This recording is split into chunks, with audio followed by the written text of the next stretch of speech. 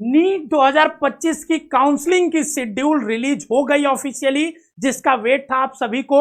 और मैं इस वीडियो में आपको स्टेट ऑल इंडिया कोटा दोनों को शेड्यूल को एक्सप्लेन करूंगा कि कब क्या होगा, आपको समझना बहुत जरूरी है, तो पूरी वीडियो को जरूर देखिएगा। नमस्कार, मेरा नाम है आशुतोष राय, आप सभी का स्वागत है नीट शास्त्र पे। तो देखिए, सबसे पहली बात यह है कि आप इस वेबसाइट पे जाएंगे mcc.nic.in।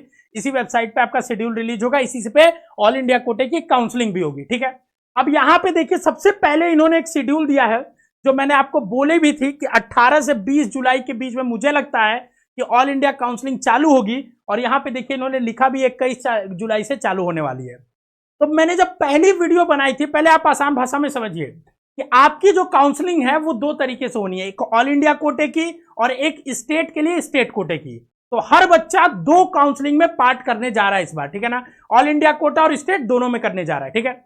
अब क्या होती है कि दोनों काउंसलिंग पैरेलल नहीं चलती है, अल्टरनेट चलती है और इनके मल्टीपल राउंड्स होते हैं। जैसे ऑल इंडिया कोटा के कई राउंड है, first second third mop up, फिर इस तरीके से करके, वैसे स्टेट के राउंड्स हैं।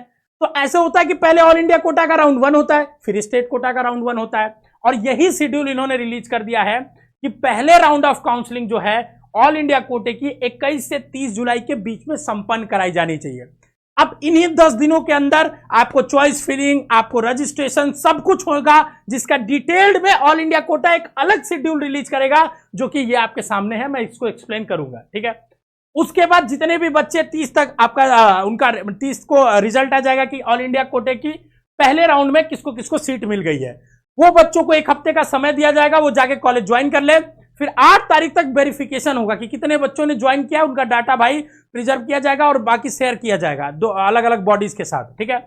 फिर स्टेट की काउंसलिंग 30 जुलाई से लेकर 6 अगस्त तक के बीच में आपकी चालू हो जाएगी। मतलब जैसे ही ऑल इंडिया कोटे के राउंड 1 का रिजल्ट आएगा, वैसे ही स्टेट कोटे का काउंसलिंग चालू हो जाएगा, चॉइस फिलिंग सारी चीजें चालू हो जाएंगी। तो यहां आपके लिए डिसीजन मेकिंग चीजें इन्वॉल्व होगी कि मान लीजिए आपने ऑल इंडिया कोटे में आपने काउंसलिंग कराई, चॉइस फिलिंग भरा, कॉलेज कुछ ऐसा मिल गया जो आपको नहीं चाहिए था, हालांकि पहला राउंड फ्री एग्जिट है, ठीक है। फिर आप अगला राउंड में स्टेट में आपको क्या सारे कॉलेज डालने चाहिए, सेलेक्टिव कॉलेज डालने चाहिए, ये सब डिसीजन मेकिंग ये राउंड्स के डेट के बेसिस पे लिया जाता है।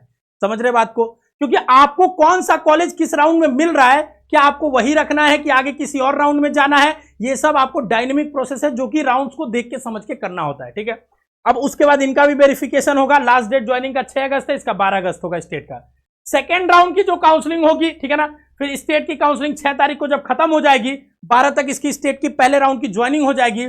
अब ऑल इंडिया कोटे की राउंड 2 चालू होगी 12 तारीख से, फिर 22 तारीख तक चलेगी ये, और उसके बाद जब ये खत्म हो जाएगी तो 19 तारीख से ही चालू हो जाएगी स्टेट की काउंसलिंग। और यहां पे सबसे अच्छा चीज ये है कि यहां पे डेट जो होगी ओवरलैप करेगी, जैसे 19-20 इसमें भी लैप करेगा और 19-20। तो यहां पे आपके लिए इंपॉर्टेंट डिसीजन, जैसे कि अगर मान लीजिए ऑल इंडिया कोटे के राउंड 2 में आपको कोई कॉलेज मिला, तो अब आपको लेना है कि नहीं लेना है, यहां से आप डिसीजन ले सकते हो। और ये सब में हम लोग आपकी हेल्प करेंगे, ठीक है, क्योंकि यही काउंसलिंग का सबसे कॉम्प्लेक्स प्रोसेस है जो आपको समझना पड़ेगा कि मुझे ऑल इंडिया कोटे के थ्रू जाना सही है, स्टेट के थ्रू जाना सही है।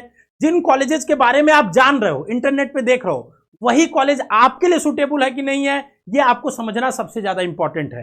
क्योंकि हर कॉलेज की पैरामीटर्स, हर बच्चे के पैरामीटर्स अलग है। हो सकता हो आपके लिए ऑल इंडिया कोटा सुटेबल हो, बट आपके वही सेम रैंक के अगल बगल रैंक का भी कोई बच्चा हो, लेकिन उसके लिए सुटेबल ना हो, क्योंकि मल्टीपल पैरामीटर्स हो, उसके लिए सुटेबल ना हो, क्योंकि हो सकता है उसके लिए लैंग्वेज बैरियर हो, फूड बैरियर हो, बहुत सारी चीजें हो सकती है, एकेडमिक बैरियर हो, आपके बॉन्ड के कंडीशंस हो, ये सब बहुत सारे कंडीशंस हो सकते हैं जो वेरिएबल्स होते हैं, ठीक है। फिर उसके बाद राउंड 3 की शेड्यूल आपके सामने दिया, 3 सितंबर से 10 सितंबर चलेगा, और स्टेट का 9 सितंबर से 18 सितंबर चलेगा। और उसके बाद राउंड 3 के बाद जो सीटें बच जाएंगी, स्ट्रे वैकेंसी होगी बाबू। यहां पे देखिए कोई भी 3 के बाद 4 ही राउंड दिया हुआ है, और इन्होंने बोला है कि 1 सितंबर से हम अपनी क्लासेस को चालू कर देंगे, बट यहां सीटें बच जाती हैं। और स्ट्रे के बाद भी पिछले साल जैसे कि 3 बार स्ट्रे हुआ, ठीक है ना, तो इस तरीके से भी चलती है काउंसलिंग, ठीक है। बट 4 राउंड में काउंसलिंग को समअप करने का पूरा प्रोसीजर है इस बार का, और देखते हैं होता है कि नहीं। अब आ जाते हैं ऑल इंडिया कोटे की काउंसलिंग की उस पर, ठीक है ना।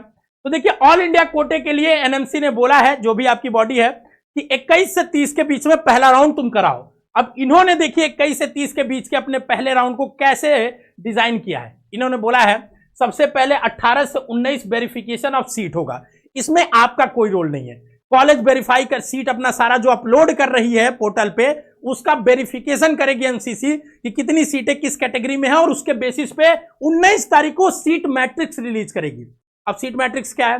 सीट मैट्रिक्स वो है कि किस कैटेगरी में कितनी सीटें किस कॉलेज के अंदर है, इसका पूरा डाटा, वो डाटा रिलीज करेगी। ठीक है, उसके बाद 21 जुलाई से, जो कि इन्होंने बोला है कि 21 तारीख से आप काउंसलिंग चालू करो, रजिस्ट्रेशन चालू हो जाएगा, और 28 तक। ऐसा नहीं कि एक दिन में ही रजिस्ट्रेशन खत्म हो जाता है, तो कोई आपको जल्दीबाजी नहीं करनी है।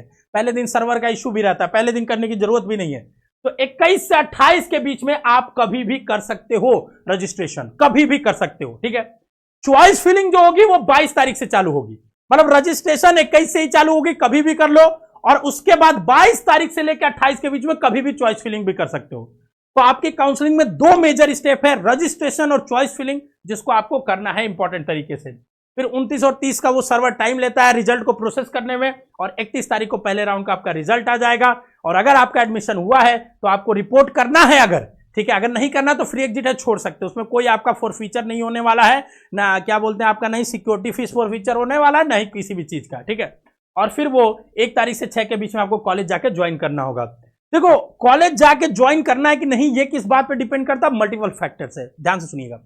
अगर आपने कोई कॉलेज ज्वाइन कर लिया और अगले राउंड में आपका कॉलेज अपग्रेड हो गया, ठीक है, मान लीजिए दूसरे राउंड में दूसरा कॉलेज उससे ऊपर मिल गया, तो आपको फिर अगले राउंड में पहले वाले कॉलेज पे जाना पड़ता है, वहां से अपना रिलीविंग लेटर लेना पड़ता है, सारी डॉक्यूमेंट्स लेना पड़ता है, या एनओसी लेना पड़ता है, और वो लेके फिर आपको दूसरे कॉलेज में जाना पड़ता है। तो इसीलिए आपको सोच समझ के कॉलेज लेना होता है। अपग्रेडेशन करना एक इजी चॉइस होता है, लोग कहते हैं ले लो अभी, अपग्रेड करते रहेंगे। लेकिन अगर आप कैलकुलेटेड रिस्क और कैलकुलेटेड सारी चीजों को समझ के चलोगे, क्योंकि वो अगर आप हमसे जुड़ते हो तो हम आपकी उसमें हेल्प करने वाले हैं। ठीक है, कि आपको किस राउंड में सीट लेना चाहिए, किस राउंड में नहीं लेना चाहिए, कहां लेना चाहिए, वो सारी चीजें हम आपको डिस्कस करके बताएंगे, समझाएंगे। ठीक है, आपके पल पल पे डिसीजन मेकिंग में हम आपको हेल्प करने वाले हैं, और आपके लिए प्रोसेस सिंप्लीफाई करके बताने वाले हैं। वही एक्सपर्ट का काम भी होता है।